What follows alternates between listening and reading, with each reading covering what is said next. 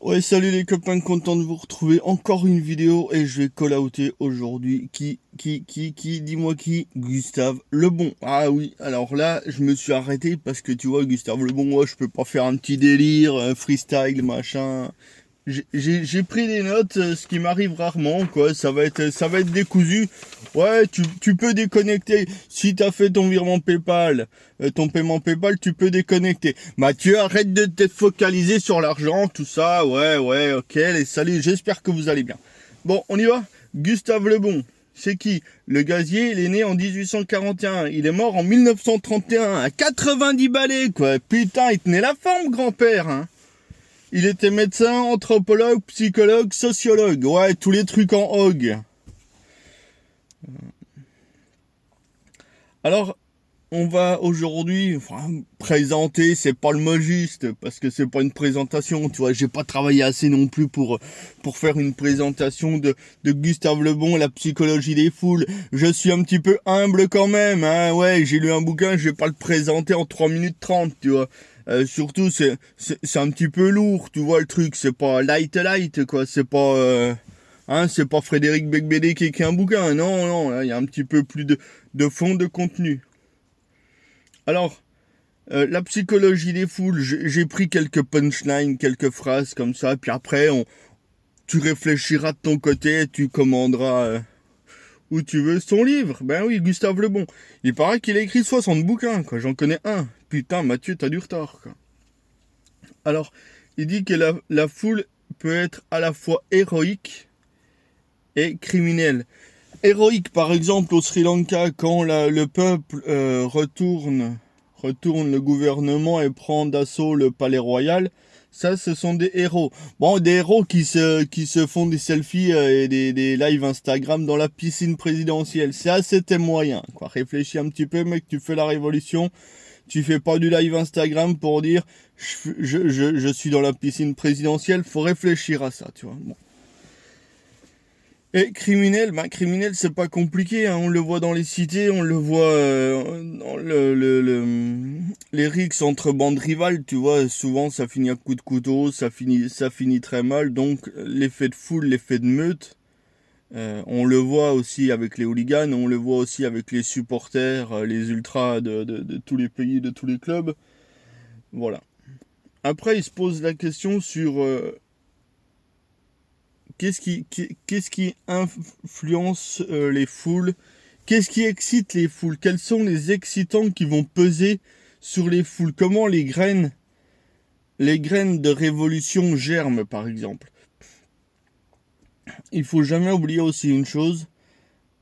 L'homme seul sera toujours plus intelligent qu'une foule. Une foule est toujours intellectuellement inférieure à un homme isolé. Un homme isolé va jamais prendre des cailloux, les jeter sur les CRS ou les jeter dans une vitrine. Tu vois, c'est rare qu'il y ait un mec qui se promène sur les Champs-Élysées, il est tout seul. Il voit un gros caillou, il voit un truc, et puis il dit, je vais le prendre, je vais le balancer sur une bagnole de CRS, une bagnole de police, ou sur une vitrine. C'est rare, mais quand il y a une foule, ça marche très bien. Donc, la foule est impulsive, irritable. Ah ouais, faut pas l'emmerder, en gros, quoi. Incapable de raisonner, parce que la foule, c'est une meute.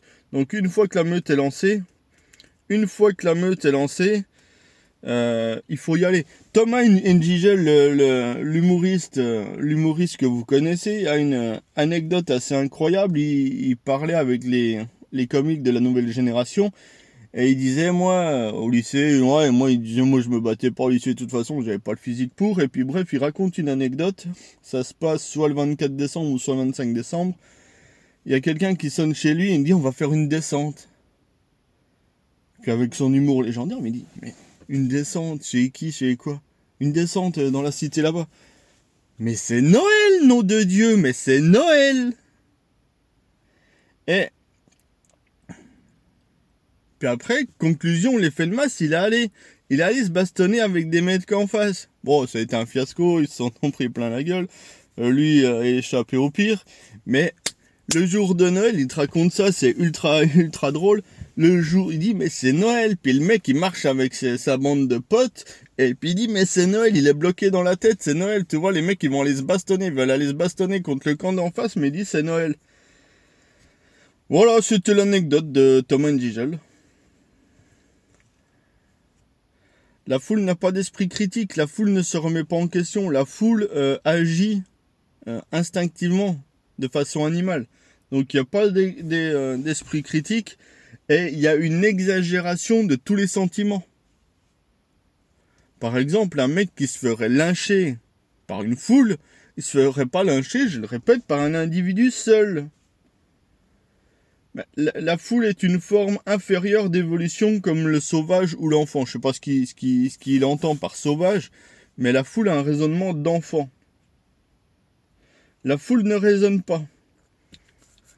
Alors, si tu veux convaincre une foule, il faut pas être rationnel, il faut pas être carré, il faut pas être un ingénieur. Il faut exagérer, affirmer, répéter. Exagérer, affirmer, répéter. C'est ce que tous les hommes politiques de talent font. Ils exagèrent, ils affirment, ils répètent. Ils se remettent jamais en question.